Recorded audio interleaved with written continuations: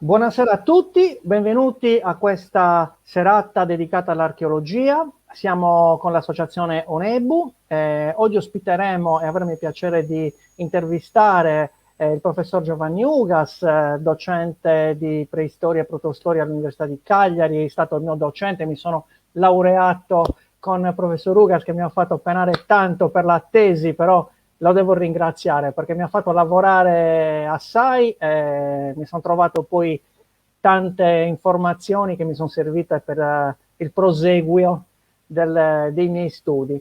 Allora, professor Ugas, abbiamo tantissimi amici che ci ascoltano dall'Italia, ci sono anche molti circoli dei sardi che ci ascoltano sia dall'Italia che dall'estero. Salutiamo il circolo dell'Australia, dal Giappone addirittura, dal Venezuela, dal Messico, dal Brasile, i nostri amici di Madrid con Gianni Garbati del circolo ICNUSA.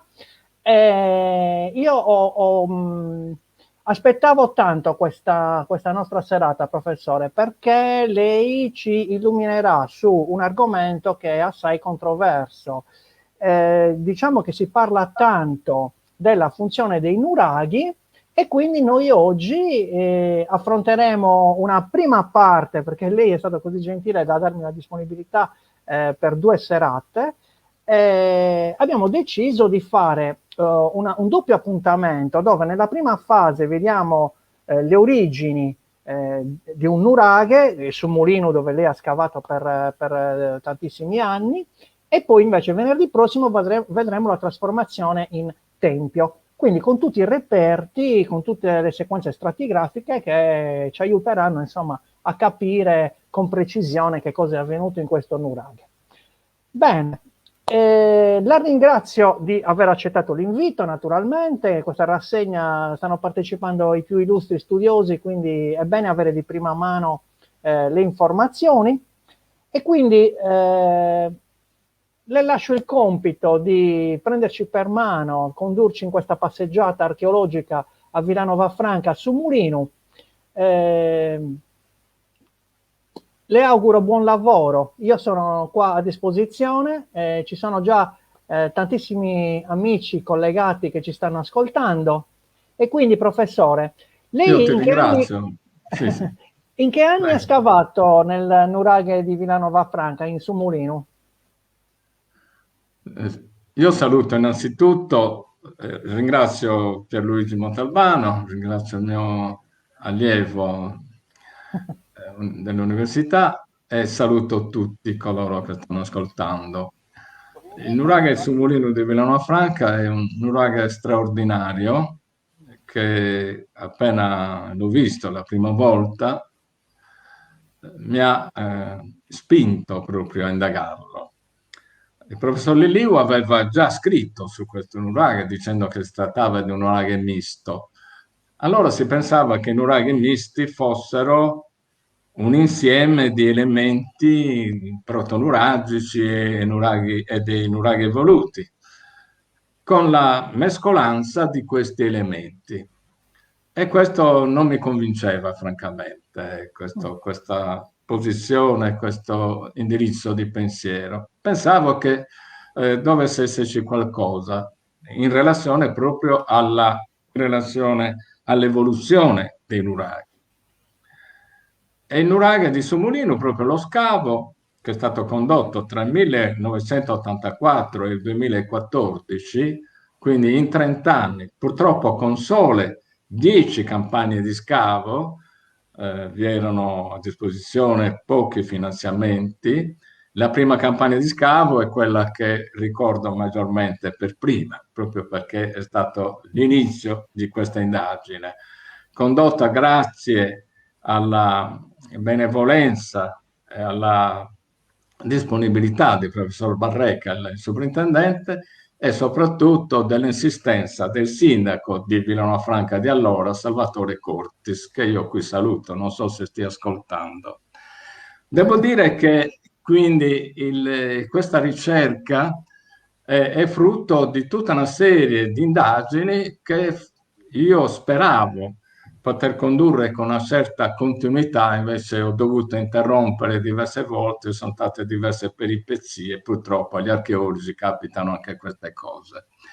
Devo dire e devo aggiungere che gli scavi sono stati entusiasmanti, le varie campagne hanno dato sempre nuovi dati, nuovi risultati e devo ringraziare questo nuraghe, questo straordinario complesso archeologico che documenta tanti momenti di storia nuragica, storia delle fasi successive, di età punica, romana, medievale, vandalica e bizantina. Quindi una serie di elementi legati ad un percorso lunghissimo di circa 2500 anni tra il XV secolo a.C.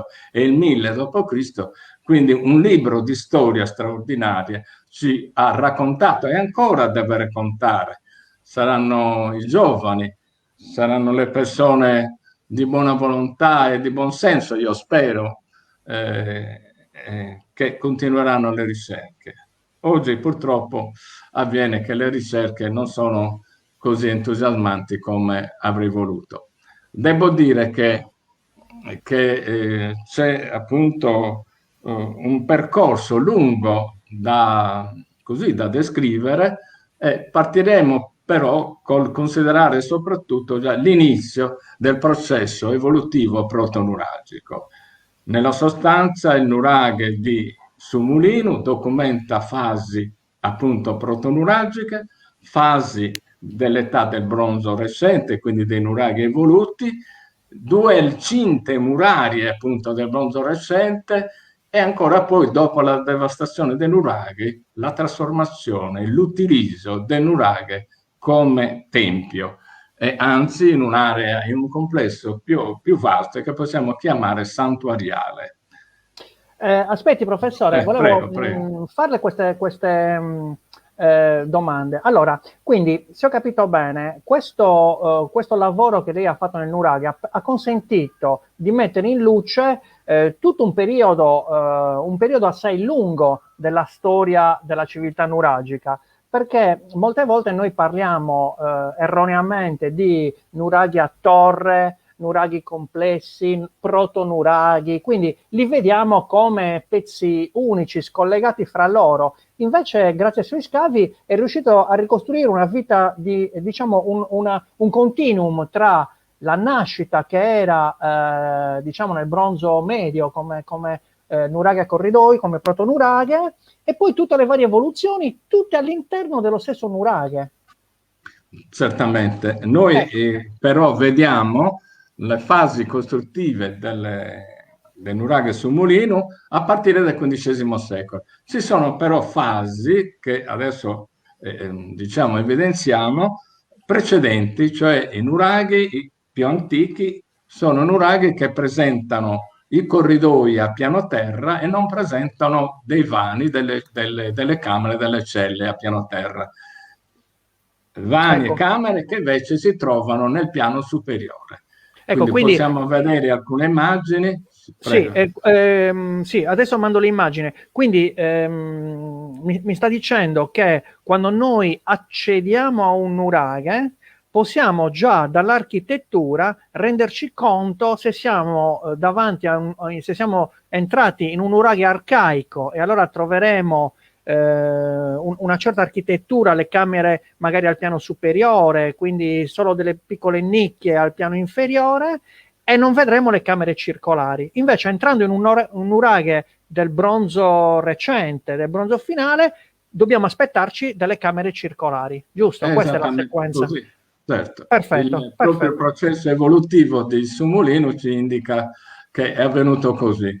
E lo Perfetto, vediamo meglio anche esaminando altri protonuraghi che presentano caratteristiche più arcaiche ancora del protonuraghe di Sumulino e perfetto, quindi vanno datati a periodi precedenti. E mi perfetto. riferisco appunto a nuraghi così che sono note, nuraghe Frusco di Ghilarza, Fontana Zuei di Norbello, ad altri nuraghi che presentano il corridoio a piano terra e non la camera. Possiamo già cominciare a vedere Sì, un'immagine con la planimetria dei nuraghi, dei protonuraghi più antichi.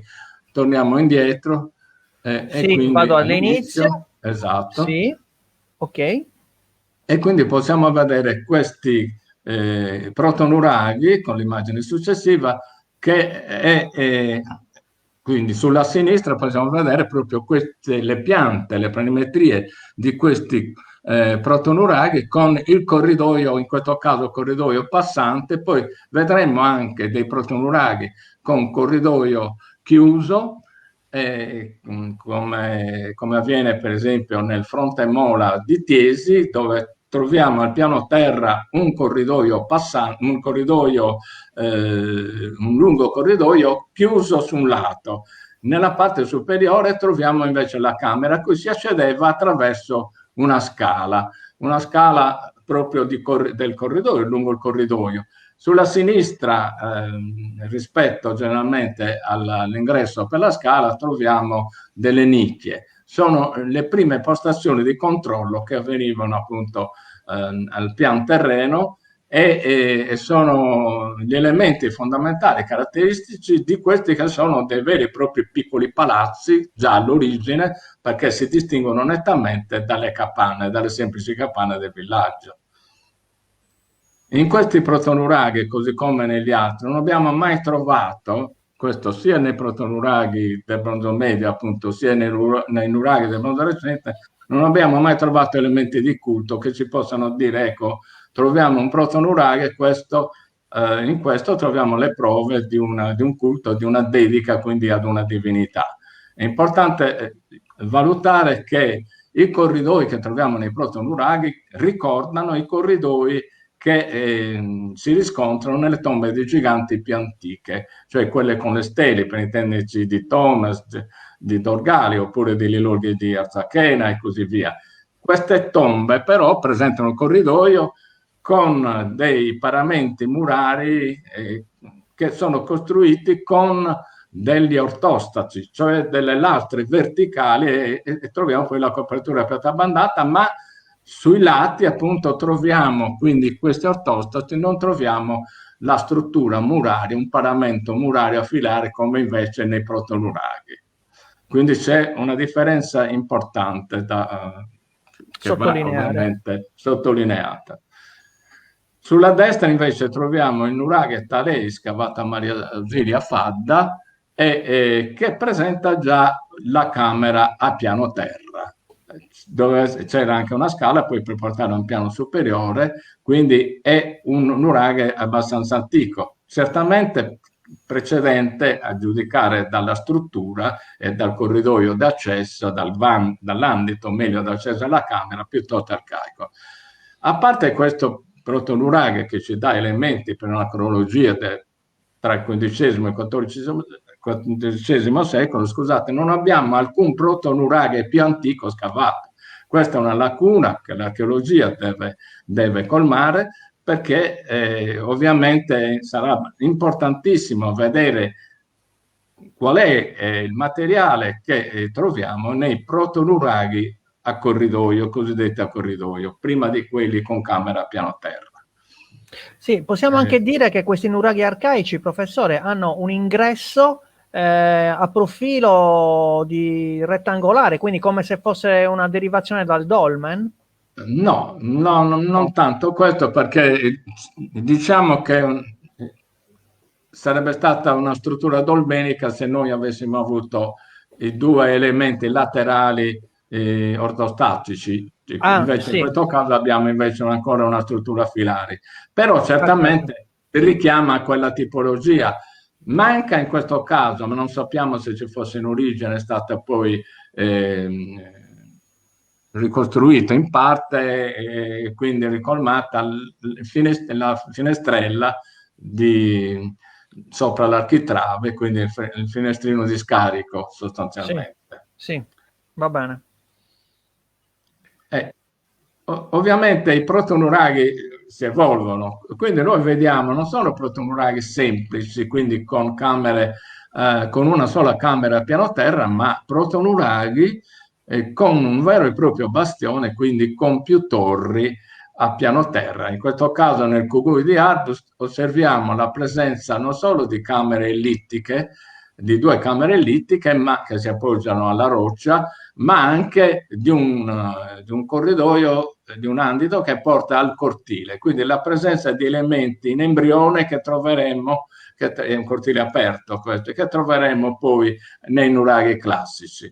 Nei protonuraghi sempre è fondamentale, importante notare la presenza, lo vedremo poi successivamente nell'altra immagine, notare la presenza di veri e propri bastioni grandissimi e anche di cinte antemurali esterne, quindi nuraghi complessi con camere sempre ellittiche, come in questo caso nel nuraghe di Narocci, di Ardus ancora, che è caratterizzato anche dalla presenza di feritoie e di finestrino di scarico, quindi elementi che ritroveremo poi ovviamente nei nuraghi classici. È importante sottolineare appunto questo sviluppo progressivo e anche la presenza di protonuraghi enormi, grandissimi, estesi, che sono sostanzialmente come i castelli dell'età del bronzo, sono i castelli turriti da un punto di vista, diciamo, dell'importanza, erano già delle regge in questo caso. E questo è anche il caso di Sumulino di Villanova Franca, che presenta, qui vediamo un'immagine con sullo sfondo l'abitato di Villanova Franca, che è un nuraghe che domina la valle del Rio Mannu, su una zona di confine, oggi diciamo tra la Tregenta e la Marmilla.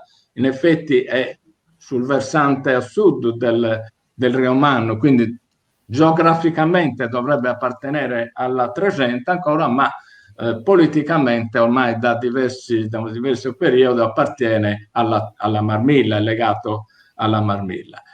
Ciò che noi consideriamo è che questo nuraghe è quindi un nuraghe non solo esteso, grandissimo, ma che documenta appunto una storia straordinaria con una nuraghe dotato di bastione già nel bronzo medio e anche di cinta esterna, su cui si sovrappone poi una cinta muraria del bronzo recente primo, cioè quindi intorno alla fine del XIV, inizio del XIII secolo, e successivamente ancora un'altra cinta che modifica quella precedente, databile intorno al 1200-1100 a.C. Quindi ci sono fasi evolutive straordinarie e sostanzialmente il nuraghe Sumulino si propone quasi come un tel con tutte queste sovrapposizioni di edifici. Sì, il Qui tel, vediamo professore, sì, professore, i tel sono le collinette che troviamo nel vicino Oriente,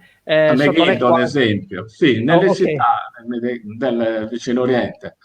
sì. L'area di Sumulino è di circa 3 ettari, però bisogna tener conto che non tutti i resti sono contemporanei, quindi bisogna valutare che la presenza dei resti non indica che un insediamento, ad esempio nell'età del bronzo, era di 3 ettari. Probabilmente era molto, molto più Più piccolo, così piccolo. come nel periodo successivo, un po' come è avvenuto a Barumene, non tutti i resti sono dello stesso periodo, e come avviene in tutte le città. Molto spesso si dice questa è una città di 300 ettari, 200 ettari. Non è così, va valutato periodo per periodo e quindi non si può mettere tutto insieme e quindi pensare che un'area anche di città urbana sia effettivamente così grande, così come appunto indicano la presenza di resti antichi. Insomma. Sì, ecco, Su noi questo, oggi praticamente i nuraghi li vediamo cristallizzati nel momento dell'abbandono, quindi sono sicuramente nella fase finale della loro vita, però chiaramente nascono più piccoli e poi vengono, insomma, modificati come facciamo noi con le nostre case. Allo stesso modo facevano gli no, lo antichi con... sviluppo cioè lo sviluppo e le costruzioni dei nuraghi, abbiamo nuraghi semplici e nuraghi complessi, così come Certo. abbiamo protonuraghi semplici e protonuraghi complessi, così come anche nell'età del bronzo abbiamo torri singole e veri e propri castelli, cioè con bastioni e talora anche con cinte esterne. Quindi, da questo punto di vista, occorre precisare che il nuraghe di Barumeni, contrariamente a quello che è stato sempre detto, non è costruito a tappe e quindi c'è una torre centrale più antica e le torri laterali del bastione sono più recenti. È stato costruito con un programma organico, cioè prevedendo già questa pianta geometrica del nuraghe, sia del bastione sia della cinta esterna. Teniamo presente che necessariamente un nuraghe complesso si costruisce partendo dalla torre centrale e poi aggiungendo le torri laterali. E quindi ovviamente il fatto di trovare una torre centrale e poi le torri del bastione, noi dobbiamo ragionare sugli aspetti stilistici. La torre centrale è molto simile è simile alle torri laterali, non è diversa dal punto di vista stilistico. E Ecco, quindi nascono contemporaneamente, cioè con un sì, sì, disegno organico in cui prima si costruisce la torre centrale e appresso poi le torri laterali. perfetto. Allora, andiamo avanti con le immagini. Ecco, queste sono le varie fasi evolutive. E infatti noi troviamo nell'uraghe di Sumolino, come abbiamo accennato in precedenza, le fasi evolutive in celeste, il protonuraghe, il bastione protonuragico, con tre ambienti a piano terra e altrettanti ambienti a piano superiore, ambienti ellittici, perché appunto si tratta di un protonuraghe e non di un nuraghe evoluto. E in prossimità, qui vediamo il vano A, non so se riesca a vedere con chiarezza, troviamo invece una torricella collegata con un lungo corridoio, il corridoio C5, che fa parte appunto, di una delle parti delle sezioni della cinta esterna antemurale che girava attorno Sì, sì, al bastione trilobato. trilobato, esatto. Bastione trilobato appunto con un cortile centrale, il 7L2. Ora, questa prima fase protonuragica è seguita da una fase che vediamo con le torri in rosso, con torri circolari, che circondava tutto il bastione del protonuragico, insomma, della fase protonuragica. Sì, si nota E chiaramente che questa, sono circolari, certo, è sì, proprio questa è evidente. la fase del bronzo recente prima, intorno a fine XIV secolo, inizio XIII secolo a.C., e in un'altra fase il nuraghe è sottoposto ad un altro mutamento, cioè le torri laterali non circondano più completamente il nuraghe, il bastione, scusatemi, trilobato, ma si addossano e addirittura lo tagliano in parte con le torri F ed E, e Queste qui due. troviamo dall'altro lato un'altra cortina che presenta la caratteristica anche di vani interni che sono particolari e che poi vedremo. Oltre questo, ovviamente, tessuto del nuraghe, e quindi gli aspetti evolutivi del nuraghe, troviamo a partire dalla circa il 1000 a.C., dopo la devastazione dei nuraghe, come è avvenuto in tanti altri nuraghi, una fase successiva dell'età del ferro, e in questo caso questa fase documenta la trasformazione del nuraghe di Sumolino in santuario con diversi altari straordinari. Che E poi vedremo, successivamente, questo lo vedremo venerdì prossimo nella serata esattamente, dedicata alla trasformazione la appunto del... fase cultuale nuragica persiste fino al VI secolo a.C.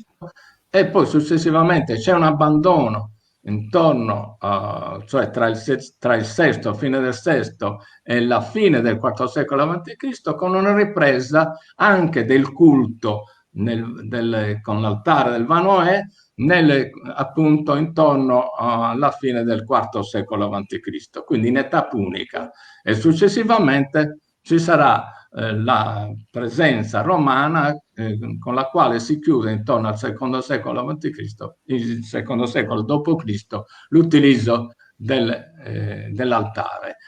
Ci sono le fasi sovrapposte anche dal punto di vista proprio dell'architettura che documentano questi passaggi, ed è importante poi ovviamente sottolineare la presenza non solo dell'età romana ma anche l'attestazione delle fasi vandaliche, bizantine, e diciamo, fino a circa il 1000 a.C., quindi dopo Cristo, in una fase giudicale.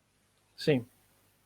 Ecco, questo l'abbiamo anche già detto. Troviamo visto appunto proprio quello che abbiamo detto con il solo nuraghe, che è caratterizzato appunto da questo trilobato in fase protonuragica, e poi invece le fasi successive del bronzo recente, primo, queste in rosso comunque più scure, e queste in rosa del bronzo recente 2, tra il 1200 e il 1000 a.C., che succedono appunto alle altre fasi precedenti e si addossa, creando una grande corte d'armi, questa, la CDA, che documenta quindi un cambiamento anche, cioè in questo caso tutto il contingente militare si può organizzare e diciamo concentrare su un'unica zona, quindi per poter meglio organizzare proprio questo aspetto della difesa, della difesa del nuraghe e oltre. Vediamo qui, andando proprio ad analizzare i singoli elementi, la pianta, la planimetria ellittica del Vanoè, che è il vano del protonuraghe, ma proprio del bastione trilobato.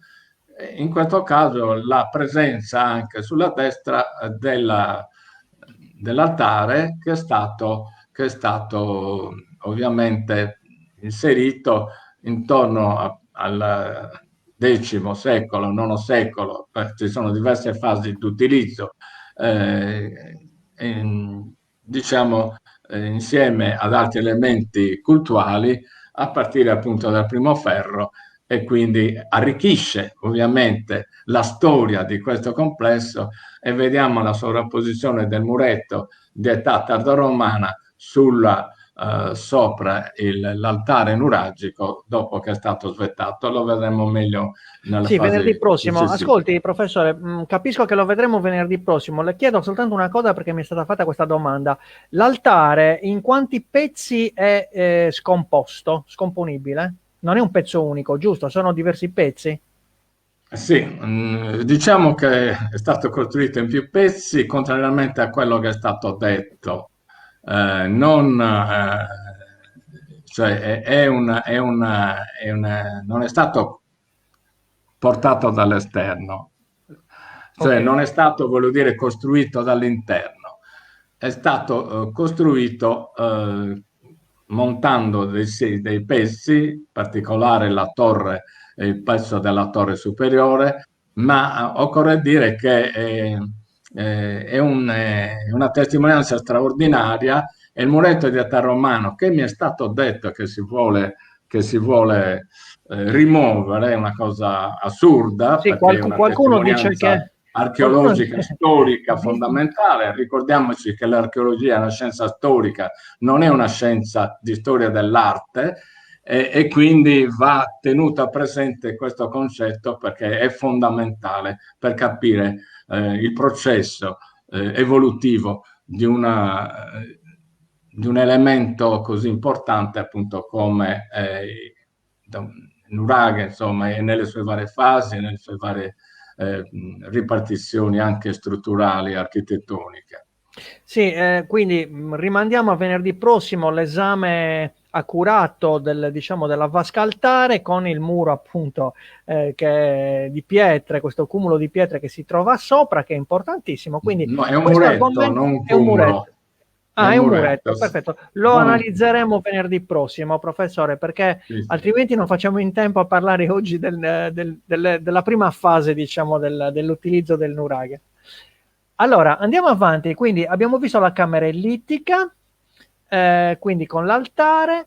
Possiamo andare anche avanti con l'immagine. Ok, Sì. andiamo su questa. Vediamo ancora delle immagini, ci fanno vedere il profilo della camera, il profilo longitudinale quindi della camera. All'interno vediamo ancora di nuovo l'altare e i vari livelli di frequentazione dell'ambiente, che vedremo e analizzeremo appunto meglio in successione. E quindi questo taglio che tende ormai verso l'alto, quindi è una fase protonuragica evoluta di grande interesse, perché appunto ci fa vedere come l'architettura nuragica sia evoluta nel tempo, quindi con un processo interno straordinario.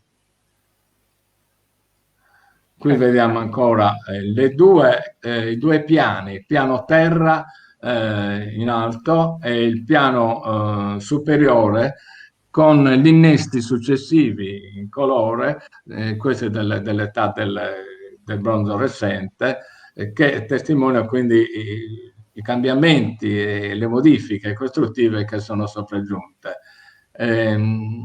Interessante appunto la presenza di queste tre celle attorno a un cortile centrale che preludono poi appunto ai nuraghe trilobati con il cortile centrale, cortili molto grandi, fate pensare al Santo Antinei di Torralba, quindi un altro disegno certamente più evoluto, in cui è prevista anche la presenza di un torrione centrale, cosa che invece qui assolutamente non non c'è. troviamo. Scusa, puoi tornare indietro un attimo? Certo, sì. No, semplicemente per evidenziare proprio i corridoi della cinta esterna, il corridoio C5 che porta al vanois della torre, di una torricella estremamente importante, perché appunto documentano la presenza di cinte esterne e quindi sostanzialmente abbiamo già delle regge in questo periodo. È la prima reggia nuragica che viene scavata, cioè quella più antica, appunto, nuraga di Sumulino, scavata parzialmente, neanche tutta al completo. Ora qui vediamo il cortile interno del protonuraghe, con le trasformazioni che sono avvenute però più tardi nell'età del bronzo recente, e anche nel primo ferro. Su questo poi bisognerebbe parlare più diffusamente, ma non c'è il tempo per farlo, Va con bene. la scala che porta al piano superiore. Invece qui troviamo uno dei vani del piano superiore, il vano 7L1, dotato di bancone, focolari al centro, bancone proprio a giro, una zona dove probabilmente sulla sinistra in alto, nella planimetria a destra, è testimoniata la presenza probabilmente di un giaciglio, proprio c'era un battuto di argilla, è una zona particolare, quindi, mentre al centro troviamo i focolari, diversi focolari. I materiali restituiti sono tutti esclusivamente del bronzo medio, e documentano la frequentazione, probabilmente, cioè si cucinava, si preparavano dei cibi, eccetera, legata alle donne, legata alla presenza di donne. Qui vediamo invece un piccolo vano, un ambiente che è accessibile attraverso una ripida scala, è un ambiente ellittico, piuttosto stretto, non grande, da considerare un silos probabilmente, cioè un vano ripostiglio, un vano per quindi conservare le riserve della comunità, dei proprietari del nuraghe. E troviamo in questo, si apre anche una feritoia che ovviamente veniva chiusa all'occorrenza, e quindi comunque dava luce e aria, e poi ovviamente poi poteva essere usata anche per scopi difensivi, ma questa è un'altra questione. Ecco, Eh, Qui noi il vediamo cosmo. proprio. quella che è la restituzione ideale di questa cinta esterna, che è incredibile perché non riesco a capire come fosse con l'esattezza, bisognerebbe fare ulteriori scavi. Qui noi ovviamente possiamo solo fare un'ipotesi di restituzione perché partiamo dal corridoio C5 che porta al vano A dall'esterno e poi dalla presenza di un'ulteriore torricella, così che il vano B, che documenta proprio il fatto che questa curva della tratto murario con i corridoi è legato evidentemente a tutta una serie di corridoi che probabilmente erano raccordati tra loro in un disegno che ricostruito insomma una forma stellare. Poi ovviamente non è detto che fosse così, se lo fosse sarebbe una cosa straordinaria. Ovviamente è tutto da scavare ancora perché sta sotto i resti delle fasi più recenti. Quindi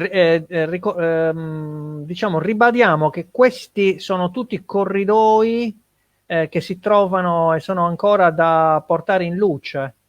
Esattamente, a parte il corridoio di circa 13 metri, se non ricordo male, 11 o 13 metri, non ricordo con esattezza adesso. Questo il Il corridoio C5, C5 giusto? che porta al vano A, Alvano A, dove sì. c'era una torricella esterna, sì. A parte quello, tutti gli altri corridoi devono essere ancora Scavati. scavati, sì. Sempre che si Ah, possa scavarli, eh, perché bisogna vedere cosa hanno fatto nel bronzo recente e quindi se sono rimasti dappertutto o meno. Questa è una cosa ancora da vedere. mi E auguro che questi corridoi sono straordinari perché sono i corridoi più antichi nelle fortezze. Il corridoio di Sumulino è più antico non solo del corridoio del nuraghe dei nuraghe santoantini, dei corridoi straordinari, bellissimi, armoniosi del nuraghe santoantini, ma è più antico anche dei corridoi delle fortezze di Attushas, di Tirinto e così via. Quindi Attuscia, abbiamo ricordiamo una. Attuscia, diciamo, la capitale, la città più importante del dominio degli Ittiti nel vicino Oriente.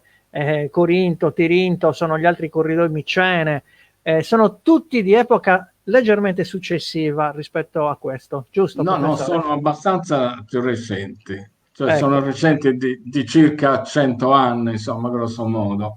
ecco. Cioè, sia i corridoi di Tirinto che di Attuscia, si ripete che sono quelli più noti, sono decisamente più recenti, insomma. Questo è il corridoio, infatti, con un taglio troncogivale, vediamo appunto che non è il taglio ogivale che poi troviamo nel Bondone recente. Sì, perché sono coperti con queste piatabande posizionate Esatto, esatto. Questi sopra, lastroni piatti sopra appunto sopra il l'aggetto. Ma culmine dei pilari, sì. questo è il corridoio, quello che abbiamo visto, il C5? Il C5, esattamente, che Ah, porta ho al vano capito, A. che porta al Vanoa. Perfetto. Esatto, esatto. E qui troviamo invece una scala nel secondo piano, è una scala che porta, si interrompe perché il nuraghe è svettato, il protonuraghe, e probabilmente portava o a un terrazzo, quindi avevano già il terrazzo i protonuraghi, oppure porta verso un terzo piano, questo non sappiamo. Portava meglio a un terzo piano, Sì, sì. questo non possiamo saperlo.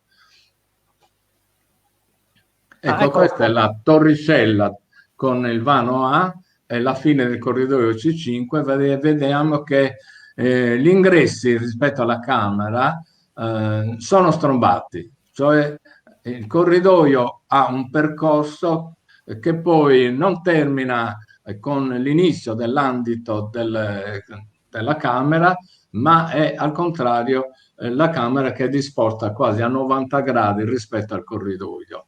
E Sì. questo è tipico proprio degli ingressi ai vani del periodo protonuragico che presentano appunto vani non in linea, non allineati con i corridoi o con l'ambito di accesso.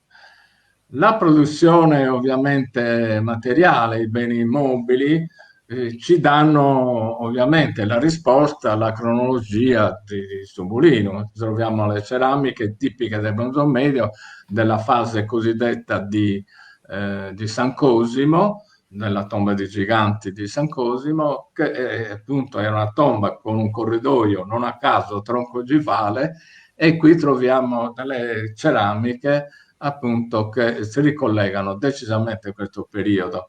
Troviamo anche dei frammenti di vasi con decorazioni a solcature, pochissimo, scusate, decorazioni plastiche o anche delle decorazioni impresse Ricordiamo, in questa professore, tavola a sinistra. sì, Scusa. Ecco, ricordiamo, in professore, alto, per esempio, sì, ci sono dei frammenti, ad esempio, di olle a tesa interna, cosiddette, o pissidi, come talora vengono chiamati, giustamente, e troviamo anche altri elementi, non solo tegami, eccetera, ma troviamo anche elementi della produzione littica, non solo pestelli e così via, ma anche e soprattutto dei proiettili per fionda. Proiettili per fionda che presentano questa forma un po' ovale, appuntita, ogivale, a doppia ogiva, e sono importanti perché ci dicono della presenza di frombolieri nell'Urai, così come la presenza dei guerrieri è sottolineata dal ritrovamento di una spada corta, di una daga, che è della tipologia delle armi, delle spade di Santirusi, Santi quindi Rosi. rientra Ascolta, appunto in questa tipologia del bronzo medio. volevo, Probabilmente era in aspetti, bronzo arsenicato, ma non è stato ancora è stato rame in rame arsenicato. arsenicato, ma non è stato ancora analizzato questo Sì, le faccio prendere fiato un metallo. attimo, professore, per dire che la tomba dei giganti di San Cosimo si trova a Gonos Fanadiga, perché non l'abbiamo Esatto. detto, per chi volesse andare a visitarla. Tra l'altro è la tomba dei giganti più mi risulta che sia la più grande che abbiamo in Sardegna, sono Cioè, il corridoio più grande e più 25 lungo metri. che Sì. esista, ma anche come grandezza è la più grande, a parte le Lorghe, però le Lorghe incluse una tomba più piccola e quindi è in tutta la sua lunghezza le Lorghe, quindi grosso modo pareggia quella Sì. Di San Cosimo. di Gonos L'Ilolghi si Fanatica di trova San ad Cosimo. Arzachena. No, le volevo fare questa Esatto. domanda. Ho visto che questi reperti che lei giustamente indica come proiettili di fionda, quindi adatti per frombolieri, sono ben levigati. Mi verrebbe da pensare che bisogno c'era, insomma, di lavorarli questi sassi non Allora, sarebbe queste stato più ghiande semplice missili, prenderli sì. e lanciarli normalmente? Queste ghiande missili hanno questa forma affusolata, come i proiettili, come le ogive anche dei nostri satelliti, dei nostri razzi che lanciano appunto i satelliti, perché è una forma aerodinamica, Mm, diciamo. E mm, questo agevola ovviamente la velocità e lo troviamo ancora nella stessa forma, la ritroviamo nelle glande pumble, nelle ghiande plumbre dell'età punica e di età romana.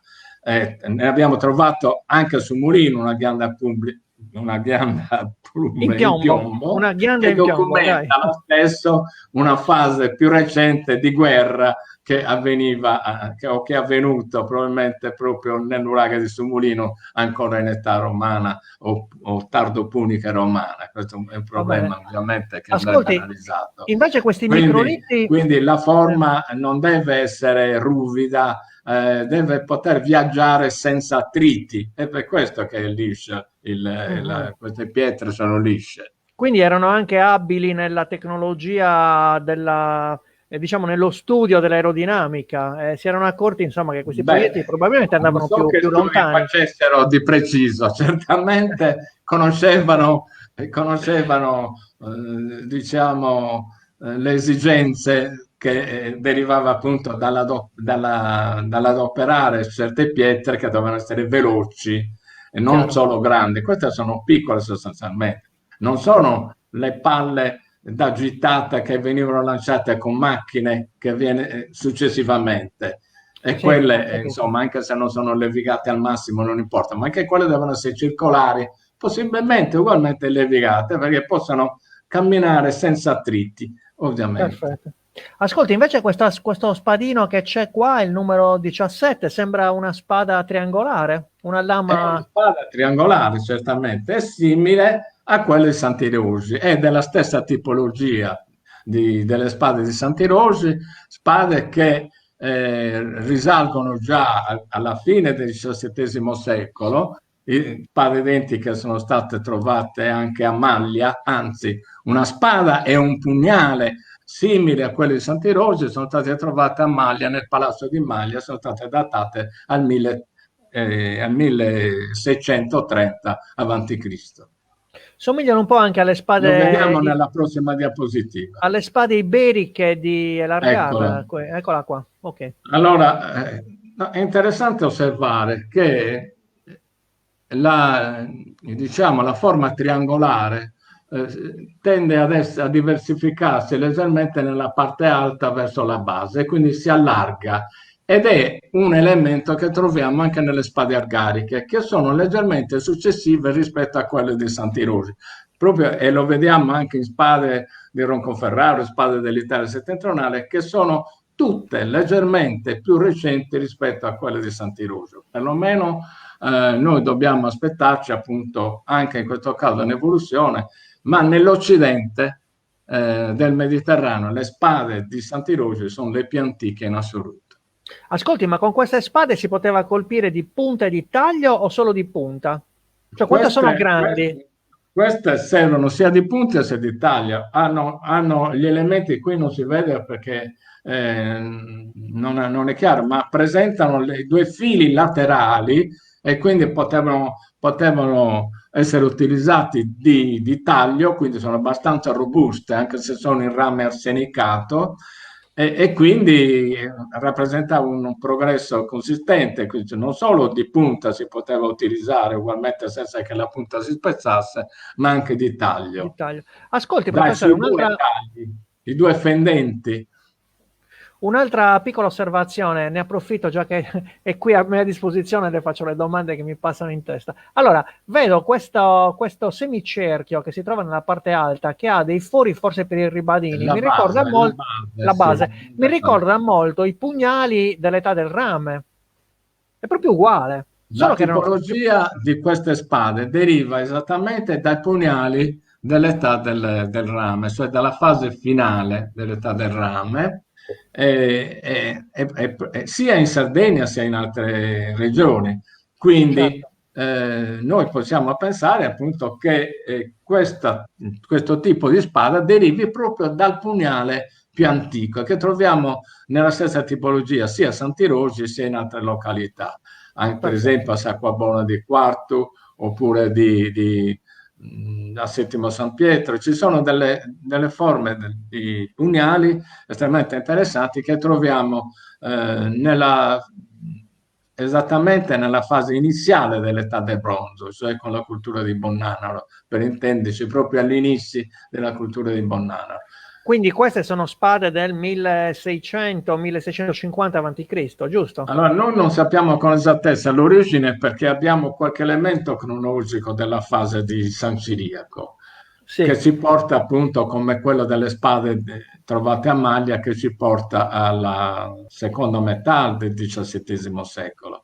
sì. Potrebbero iniziare anche nel XVIII, però questo è un problema ancora da valutare con attenzione perché le cronologie al C14 sono in via di evoluzione, molte cronologie sono in una fase cioè stanno risalendo su verso l'alto e tuttavia a mio avviso bisogna stare molto attenti con queste cronologie perché non si possono datare i materiali archeologici solo sulla base di un esempio di carbonio e di altre cose, ma ci vuole un contesto su cui fare affidamento, quindi bisogna certamente tener conto di tutta una serie di varianti anche nell'attribuzione soprattutto culturale dei reperti. Sì, sì, è vero, i reperti vanno comunque sempre i dati vanno incrociati, perché altrimenti finisce una torre di Babele, non si Sì, no, il capisce più rischio è che niente. si possa dare una cronologia a un elemento che non è molto coerente con tutto il Col resto dei contesto di materiali stati ritrovamento. trovati. I carboni possono essere più antichi, quindi tratti da alberi più antichi rispetto ad esempio all'età dei materiali, degli altri materiali che si trovano e così via. Certo. E qui vediamo un'altra immagine vista dall'alto che ci fa vedere appunto come il trilobato, qui c'è l'ingresso proprio al vano E del bastione trilobato, esattamente lì, e poi troviamo delle torri circolari della fase successiva del mondo recente, perché la fase, il corridoio C5 che abbiamo visto del protonuraga sta sotto la torre F, corre sotto la torre F. E qui vediamo anche Ok. altre torri, altre torri circolari, la torre F appunto qui, e insieme con la torre E che però sono legate ad una fase ancora successiva. No, questo è il vano cosiddetto S7 della Corte d'Armi ed è Ah no, ormai eccola. dell'inizio del primo ferro, Sì, sì, anzi eccola, eccola. addirittura del bronzo finale, della fase 2 del bronzo finale.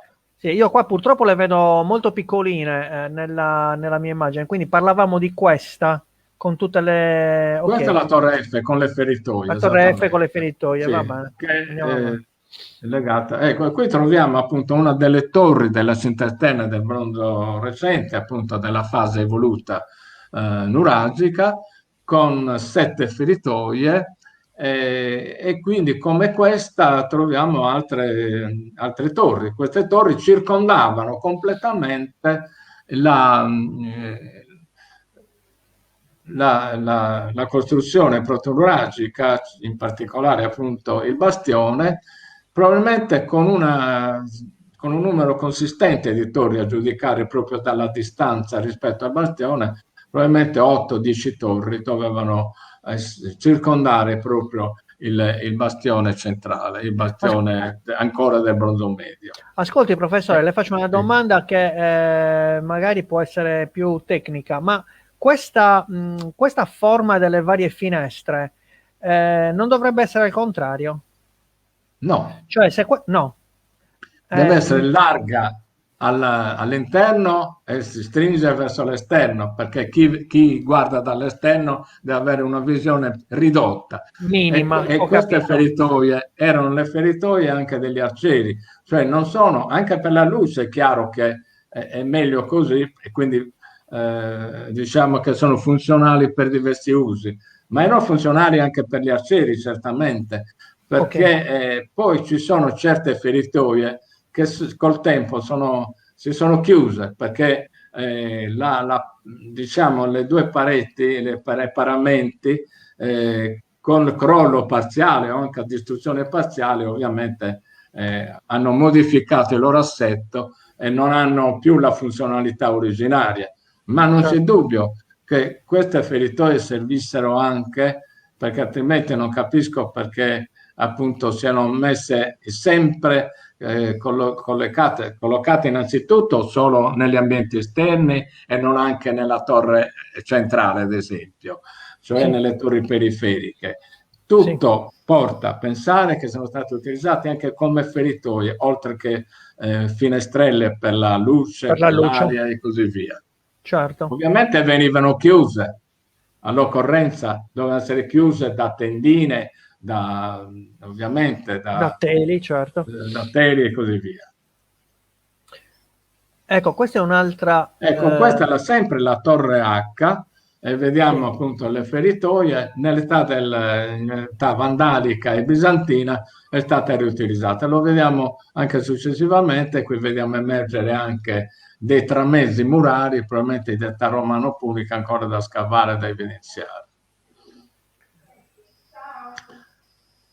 Nella seconda fase del bronzo recente, il nuraghe, la cinta esterna, come abbiamo detto, si appoggia al trilobato, al protonuraghe, vediamo qui l'ingresso con le due nicchie laterali che porta verso la corte d'armi, cioè quella grande corte che è antistante anche al bastione e quindi anche al vano al vano del bastione.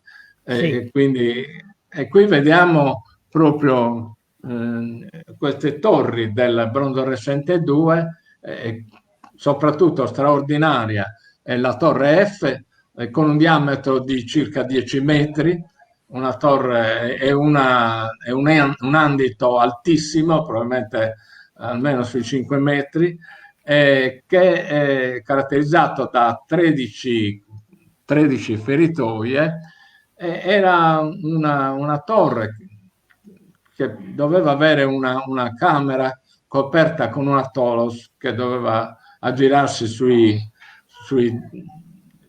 12-14 metri probabilmente, data le dimensioni di questa torre stessa. Quindi un'altezza straordinaria che doveva pareggiare o superare quella delle straordinarie cupole di Sparas, Sì. di Isili e della camera del vano inferiore, della camera della torrione centrale del nuraghe di Rolis, A Rubio. nuraghe ovviamente a Rubio. Sì. Sì. Ecco, qui vediamo le perimetrie, le 13 feritoie, e vediamo anche il percorso del corridoio C5 che sta sotto proprio, corre sotto la torre F e va verso il vano A della torricella esterna. Qui possiamo vedere anche il vano F1 che si apre all'interno della cortina nella quale si apre appunto la cortina C1 e cortina C2, nel quale si apre lo stesso ambito verso la camera della torre F. E qui vediamo anche in colore verde un muro che chiude la tomba del bambino. Mi risulta che adesso sia stata distrutta e non capisco la ragione, e anche poi successivamente un altro muro, questo in giallo, probabilmente di età punica, di età romana, non ancora scavato, evidenziato, ma già in parte abbattuto, e non capisco la ragione. Ah, cioè questi due muri, questo verde e questo giallo, non ci sono più, sono stati buttati esattamente in epoca recente. A giudicare da quello che mi hanno detto e soprattutto da una foto che io ho visto, da una delle foto precedenti, sostanzialmente non ci sono più. Aspetti che... ok, eccoli qua. Eccolo qua, sì, non ci sono più. Accidenti. Io non ci sono stato, io manco ormai dal 2014 non visito più Nuraghe, ma francamente vedere queste cose qui si nota chiaramente, il muro è abbattuto all'altezza delle feritoie. C'è poco da sbagliare qua. Vabbè. Chiederemo il Lumi. Ecco qua, allora qui siamo all'interno della torre. Esatto, siamo all'interno della torre con il bancone a giro. Inizialmente pensavo che potesse essere anche la base di una torre precedente, cioè sempre del mondo recente, o addirittura appunto comunque legata ad una prima fase costruttiva appunto del mondo recente. Ciò che è importante appunto notare come ci sia l'ingresso, cioè è stato messo in collegamento il corridoio sottostante di questo corridoio C5 che porta alla torricella della fase protonuragica della cinta esterna con questa torre. E quindi da questo corridoio c'era un collegamento che portava direttamente anche al vano E. Quindi questo dice questo?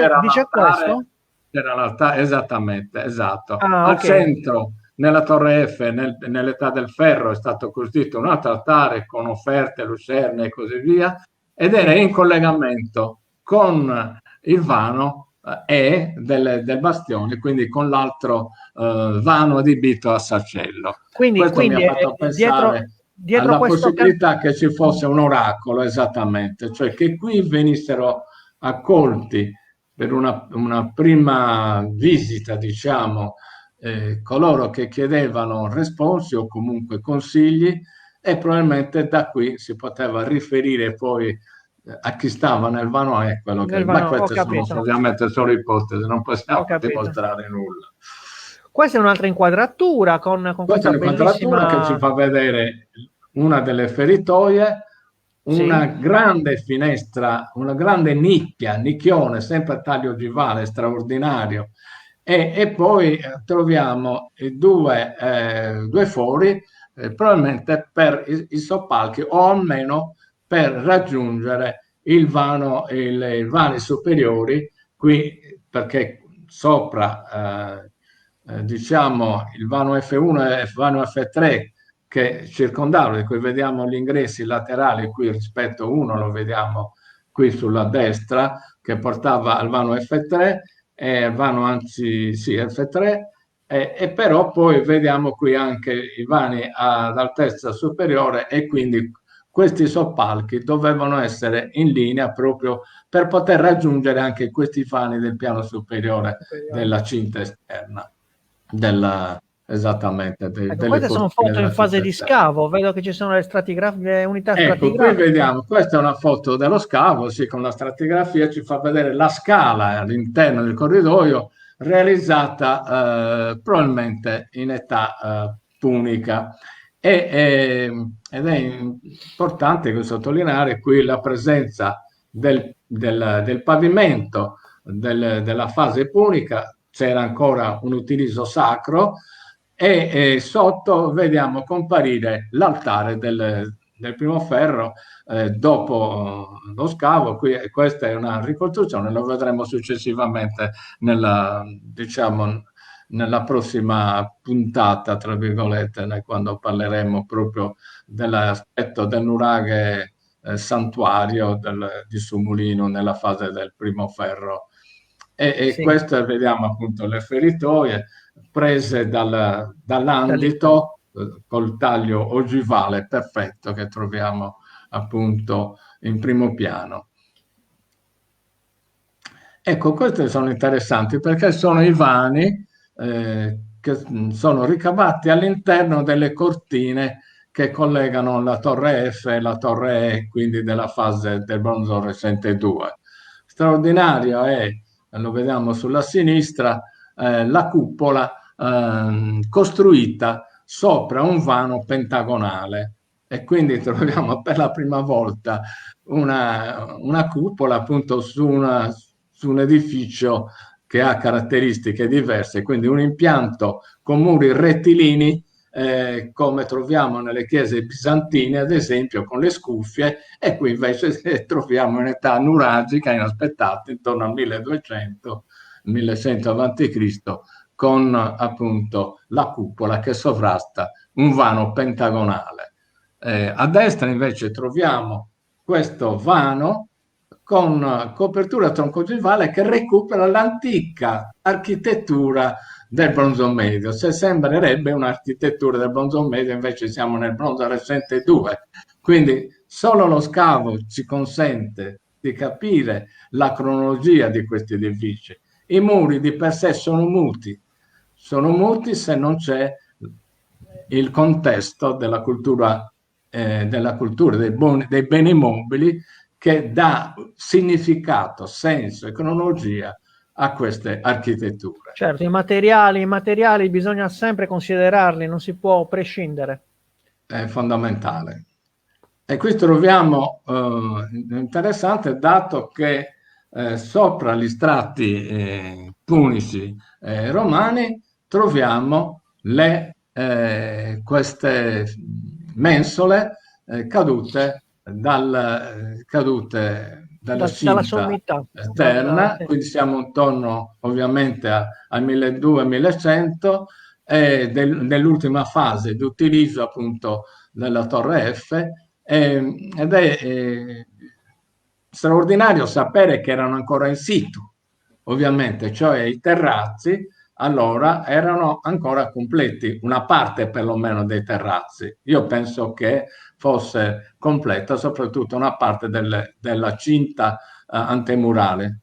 E qui troviamo dei materiali del bronzo recente, appunto, che documentano proprio le fasi evolutive di queste fasi più recenti, del bronzo recente 2, del bronzo recente 1, del bronzo recente 2, con materiali appunto del bronzo recente e dei materiali anche del bronzo recente 1 e del bronzo recente finale o dell'inizio del bronzo recente, del bronzo Bronzo finale. finale.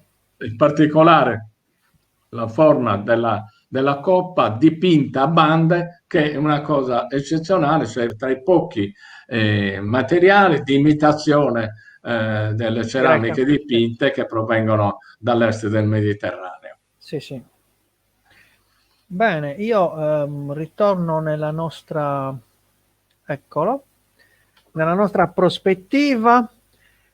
Abbiamo fatto una bella passeggiata, professore, abbiamo fatto 700 anni in Sì, un'ora. è un po' lunga, un po' stancante, ecco. Io Ma... sono lo stesso ormai un rudere di lunga durata diciamo che e quindi abbiamo la possibilità qua poi di rivederlo questo filmato perché lo manterremo in rete, quindi i nostri amici ascoltatori che chiaramente dovranno andare lentamente perché per noi magari sono dei dati di fatto che conosciamo, quindi possiamo anche procedere con calma. Invece loro devono sedimentare, allora possono riguardare tutto e insomma cercare di capire il tipo di percorso che ci ha fatto fare professor Ugas, che ringrazio, così come ringrazio tutti di averci ascoltato. Siamo 170 persone in diretta in questo momento, professore, ci stanno seguendo in tanti.